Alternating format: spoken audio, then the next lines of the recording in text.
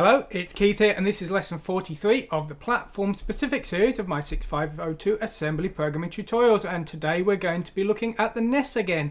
We're going to be looking at split screen scrolling, and this is where we change the scrolling position of the tile map mid-screen, and you can see that happening up there and also in that animated GIF over there. We've got it twice on the screen.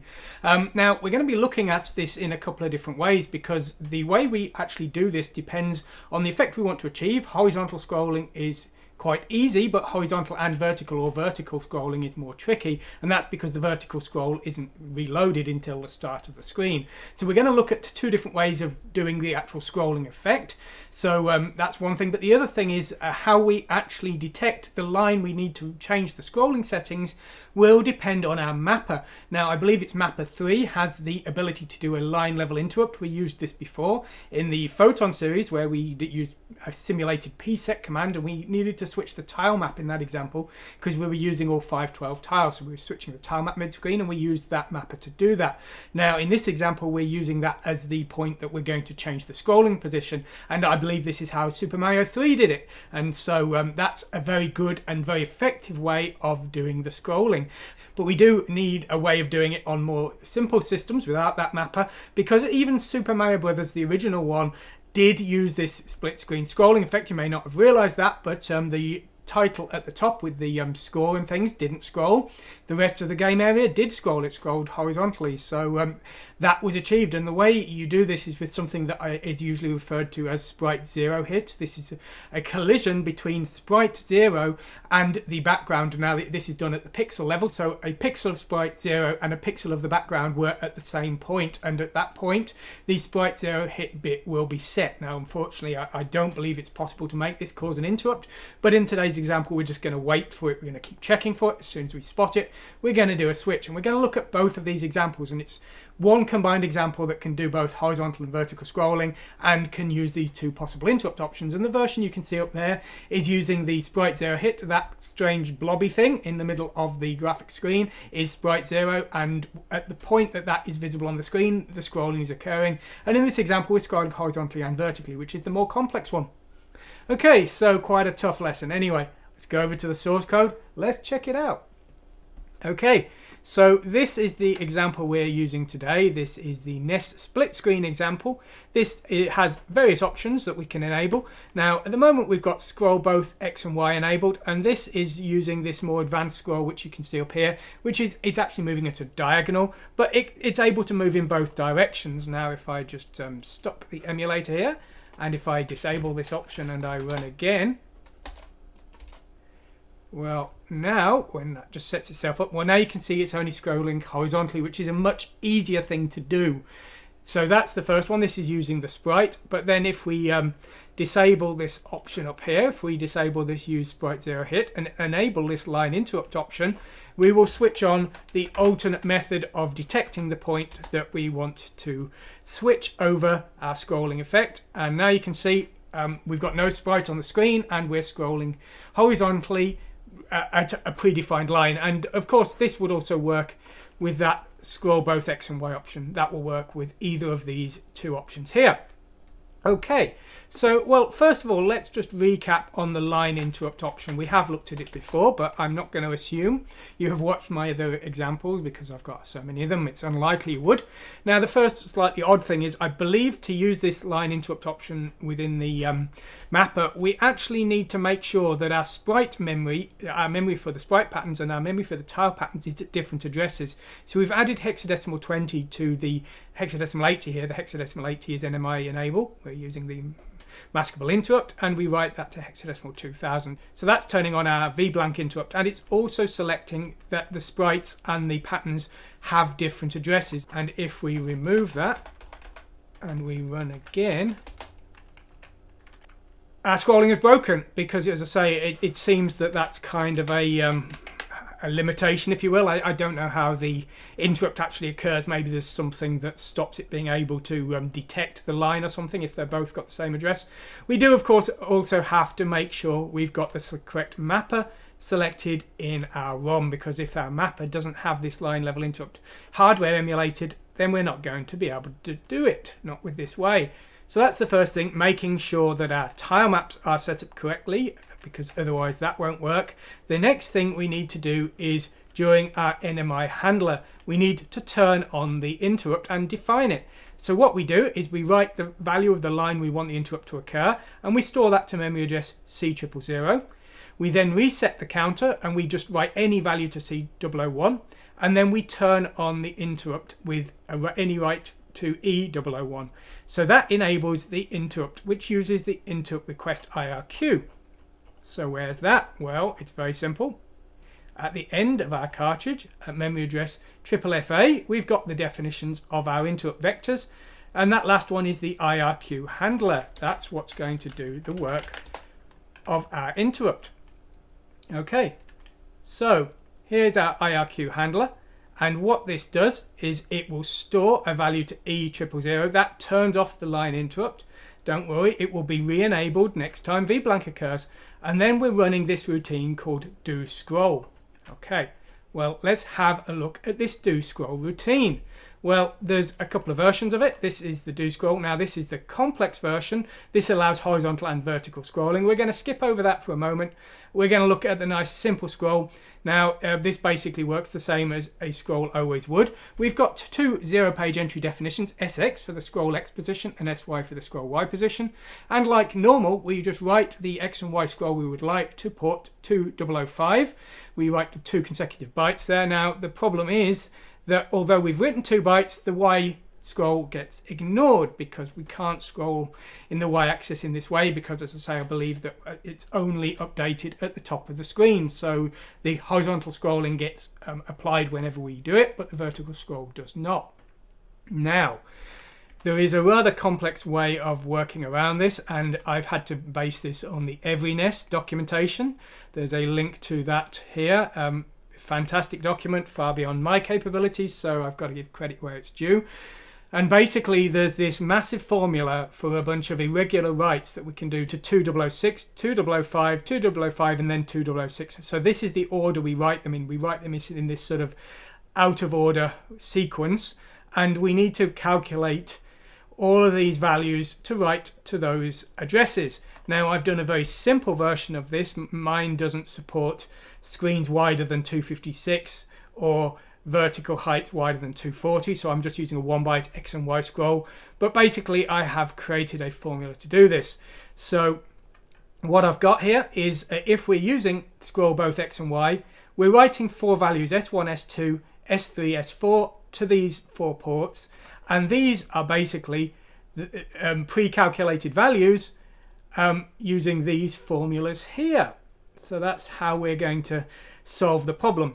So what we've got is we've got a line here. After our scroll, we're updating the scroll for the next update of the screen, and then we've got a function called setScroll, which will calculate all of those values. And what it's doing is it's taking the X and the Y position, and it's doing a variety of masks and bit shifts to shift all of these bits into the correct positions and calculate S1, S2, S3, there it is, and S4, as best I can do them at least. I think they're all right. As I say, the only limitation is this will only work for an X value from 0 to 255 and a Y value from 0 to 240, but it will scroll in both directions. And so if I just re-enable this here and run again,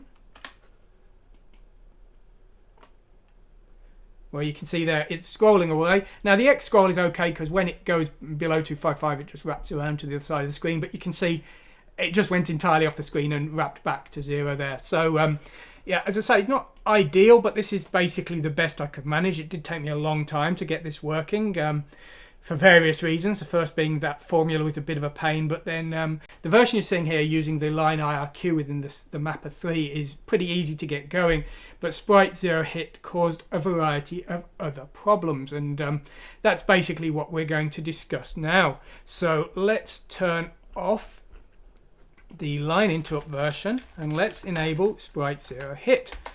Now, so what do we need to do this? Well, I think what we'll do is let's go over to the blackboard and let's discuss the theory, because the theory is a bit of a pain. Okay, so let's discuss this concept. Basically, if you imagine that this thing is our screen, we are going to want at some line on the screen just depending on our game, we're going to want to, at some line, change the scroll position. So this is our scroll position changing. So we want this to happen at this position here. Now, if we've got the interrupt using the mapper, which we just discussed, we would just specify the line number and that interrupt would occur. We could just have the IRQ occur at that line. But if we don't have the IRQ, we can use this Sprite 0 hit. Now, this actually requires a little bit of trickery. Let's just go back a moment and let's go over here. Now, as I say, Sprite 0 hit actually only occurs when a sprite overlaps part of the background, and I said overlap isn't quite the right word because it can be above or below with the layering option.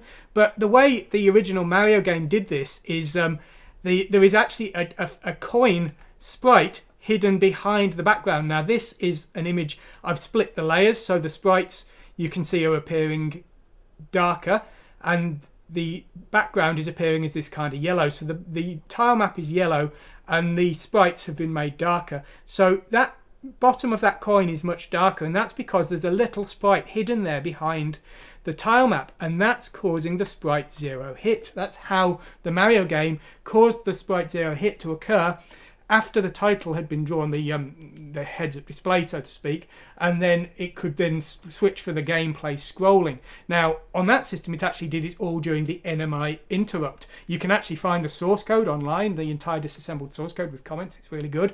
So that was actually being checked for during the NMI interrupt. I'm doing it during the main loop, which is a little bit harder in some ways, but I thought it'd be more flexible. Okay, so this is how it needs to work. So we need to put a sprite on this line. Let's say that's a sprite, and then we also need to have that overlap at least by 1 pixel the background. So let's say that's a background tile there.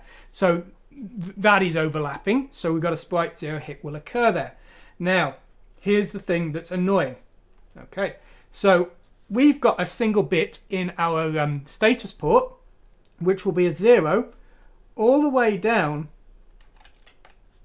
to here, when it will become a 1, and then it will continue to be a 1 all the way till the end of the screen. So we can only do this once. There's no way of clearing the Sprite 0 hit bit once it's been set. So we can't have 3 scrolls. We could do that with the IRQ. We could reset the IRQ after the first hit and have a second hit later on. We can't do that with this method though, so we can only do it once. But there's another even more annoying thing. Now that that's been set to a 1, it will continue to be a 1 until the end of V blank. So if you imagine V blank is here, I apologise for my terrible drawing, but what can you do? So the Sprite 0 hit will still be a 1 here, and it will actually only clear back to a 0 somewhere around here. Now this caught me out, this caused me a lot of trouble because I was resetting my code up to start looking for Sprite 0 hit during VBlank, and it will only work if you do it at the end of VBlank. So basically, if your VBlank's very short and you test for Sprite 0 hit here, you will get it. It's only you would get a 1 here, and it's only about this point you would get a 0 again.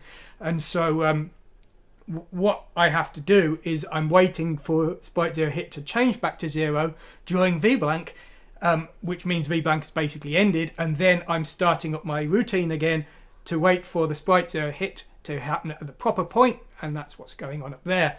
So yeah, that's just the way it is. You'll see it in the code. Don't worry too much if you don't understand that, because hopefully you can copy this code.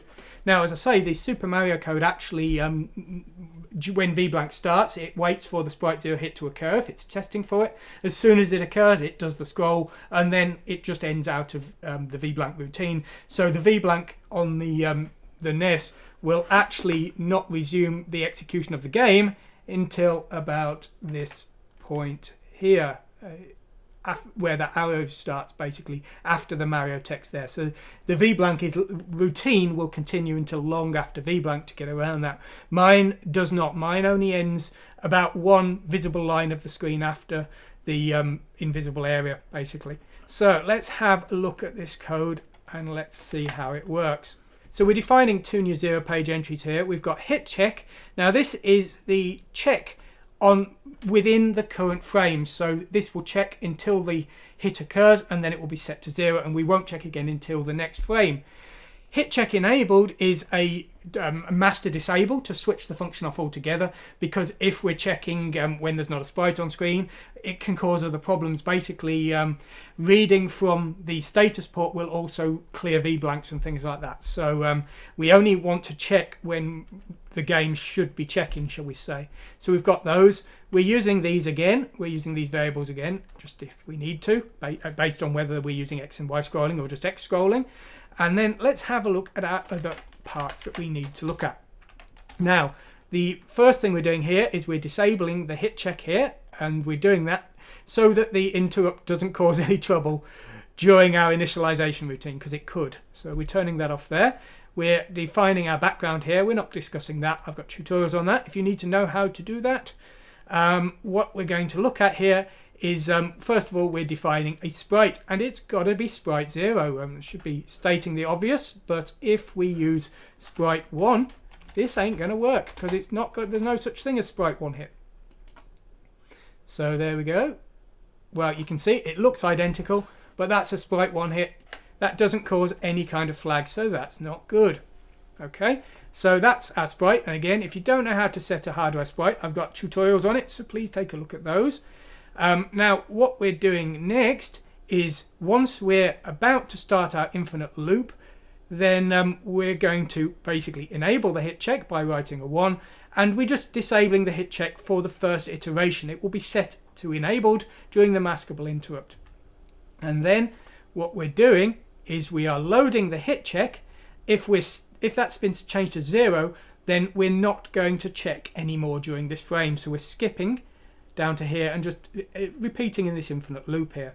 Now, if this is non-zero, and it should be set to bit 6 being 1, because bit 6 of port 2002 is the sprite 0 hit bit. So that will be set to a 1 when a hit to sprite 0 has occurred. And remember, it won't be cleared until the end of the frame. And that's why, as soon as we've got it, we set hit check back to 0, which disables this routine. So we only check once per frame. Well, we only check until we get it once per frame, because, as I said, we would continue to get it all the way in this area here after the hit has been detected, because that bit will be still set to 1. So because we can't clear the bit, there's no way to do it. What we do is we clear our check of the bit, and we do that by writing a 0 to hit check the variable that we use here.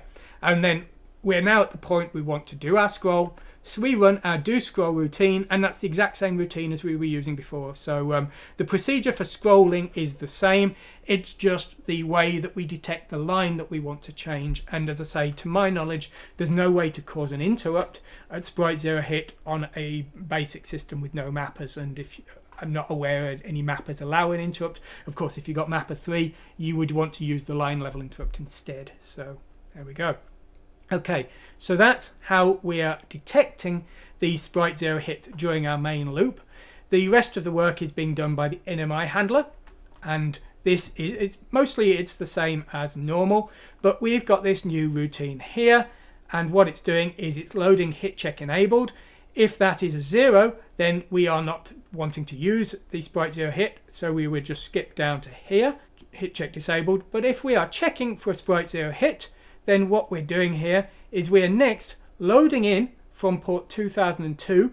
We're checking the sprite 0 hit bit, that's bit 6 there, and we're waiting for it to become a 0, because as I said before, when the sprite 1 bit is set, it will not reset until the end of VBlank up here. So that's why we're doing that here.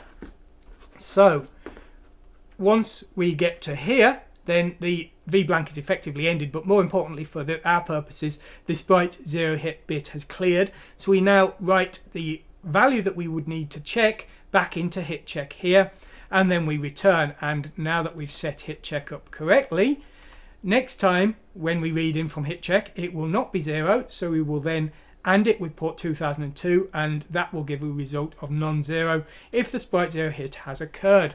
So that's the routine I'm using to work with the sprite 0 hit. Now, as I said, the Super Mario game, all of that was actually built into the interrupt routine here. But the reason I've done that in the way I've done it here is that routine is okay if your scrolling is happening at the top of your screen, but if it's happening at the very bottom, you would be basically locking up your processor for the majority of the screen draw time.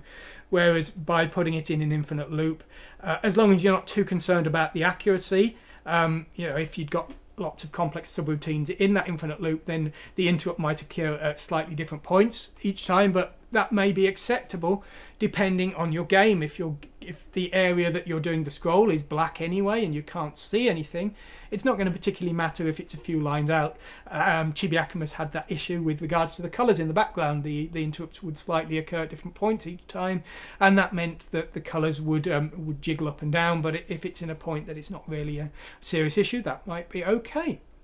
Anyway, there we go. So that's all we're going to be covering today. If you've liked what you've seen, please go ahead, go to the website, download the source code, go and get it and have a play with it, and maybe you can make the code better than I have. This one's taken me quite a while. It's taken me 4 or 5 days of work to get this working, so I'm in no ways trying to say it's an amazing feat of achievement or anything, and that every NES document really saved me as well. So what I'm saying is, take it, use it as a basis for your own work, and hopefully you can make something better than I have, but hopefully it'll help you out and save you a bit of time getting a working example. If you've liked what you've seen today, please like and subscribe and all of that, and as I often tell people, I've got a book which covers Z80, 6502, 68000, 8086 and ARM, learn multi-platform assembly with Chibi Akumas. It's on Amazon now, so please consider buying that if you want to support my content and want to support me wasting stupid amounts of time trying to figure out obscure NES functionality that I'll probably never have time to use. Anyway, thanks for watching today, and goodbye.